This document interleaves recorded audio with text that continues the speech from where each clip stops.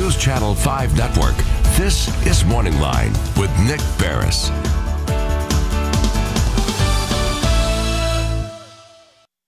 Good morning, everyone. Thanks for joining us on MorningLine. Nick Barris here with you on a Wednesday, a wet and rainy Wednesday. So don't head out. Just sit back, leave it on the plus here, join in the conversation. You're welcome to call in a moment when we get the number up there, because we're talking to someone interesting. I like to think most of our guests are exactly that. Especially this guy, Davidson County Sheriff Daron Hall. Good morning. Good morning. How are you, sir? Thank you for making. Was it pouring when you came in? Yeah, I'm just tired of Seattle. You know, for a brief moment yesterday, some sun popped through because I was thinking we hadn't seen the sun for a while. Do you notice? I don't know if you have this, the season effect disorder, where if you don't realize it, but all of a sudden you have like 5-6 days of just gray weather and you feel lousy, and then you realize, wait, I haven't seen the sun. To be honest with you, I mean, maybe it's just me, but I don't remember this bad of. I mean, we're into April, and I really don't remember. Basically, I don't remember 2 or 3 days of decent, even cool weather. I don't care about that, but just sunshine, fresh, new. It just feels like.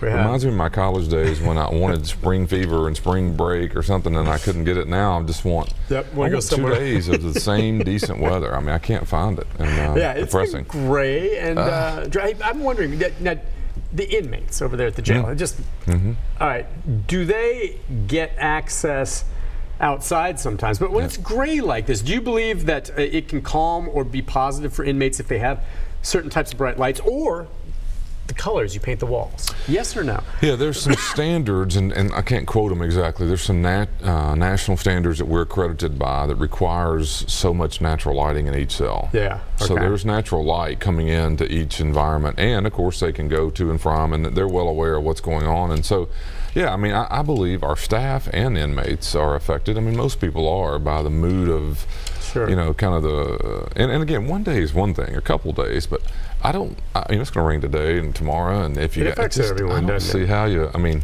and maybe, you know, my son, I'm a baseball dad right now, and that's the worst sport in the world to try to do because it gets rained out and you're trying to catch up and make it up, and so he has some games the next couple of days out of town, and so you're sitting there looking at it going, is it even worth driving to do that, you know? And I hate that kind of uncertainty. But baseball, it's still, because it's wet now. Even the major leagues, they have the rain right now. Hard to do. It's a little colder.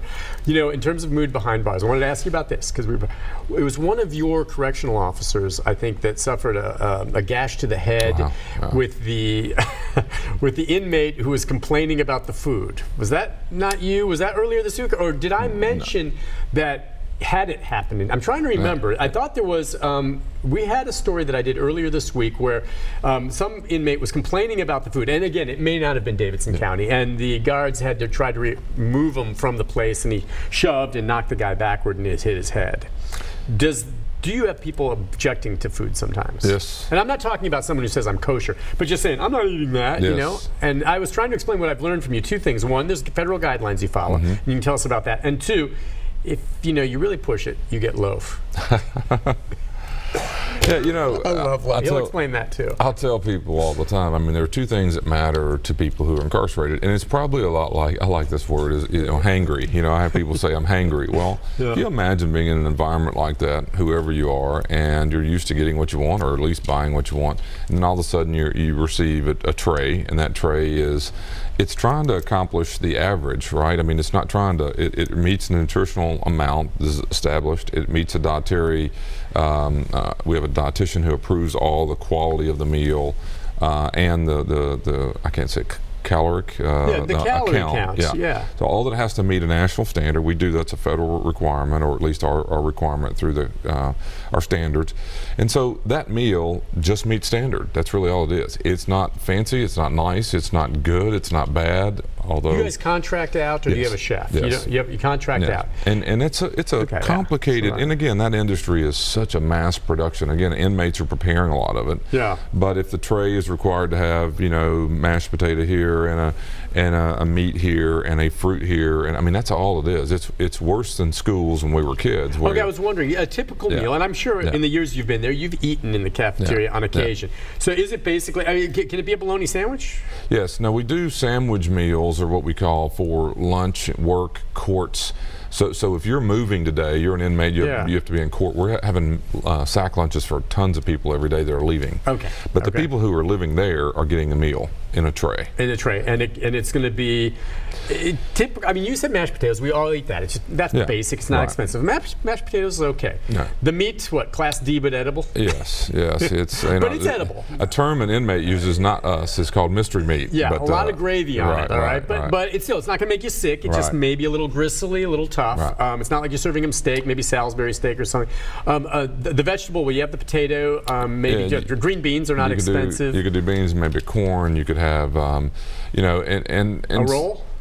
Some bread, yeah, and usually that's all put together in some dessert-ish looking thing. Meaning it could be a pudding, or it could be something simple that's mass produced. Do you have the drink dispensary with the Sonic Ice, if you choose, where they can get the different flavors of like the? I love it when you can hit like the Dr. Pepper and get lime Dr. Pepper or cherry Dr. Pepper or Coke. Do you have one of those soda dispensaries? You don't need to come to jail if you're looking for that. That won't be there. That's not there. No, that's not there. There is it is juice, usually some sort of juice, and pickle juice can be not pickle juice. No, not pickle juice, but like orange juice. Could be some apple juice, right? Milk? Something milk, yes. You know, one of the things in jail that's a little tricky is anything with a bunch of sugar in it, because that sugar is used to ferment drinks. Okay, we've talked about loaf, which you need to define for me, but julep is another one of my favorites. All right, now julep is what he's talking about there. Now, if you have the bread, which has the yeast, and then you have a juice that has sugars in it, these guys actually mix it in bags, and they'll let it cook. They'll cook in the toilet or something, right? Right. And then it'll come out, and it actually ferments to the point where there will be some alcohol in there, perhaps. Yeah, it is.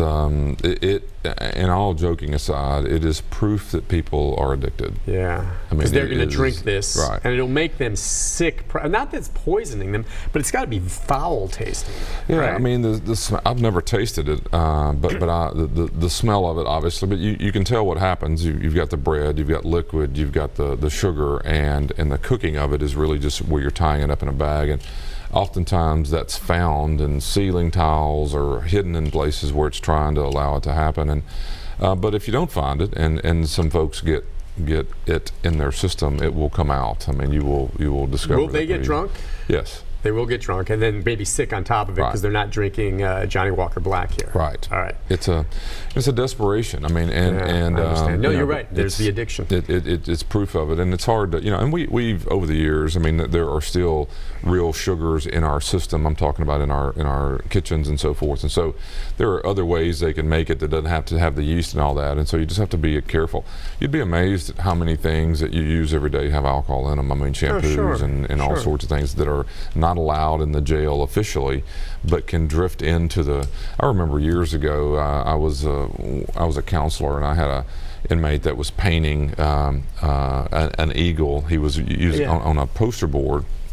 And I think it was back then, 20 years ago, we were going to be a competition somewhere in town, and this guy was fantastic. Yeah.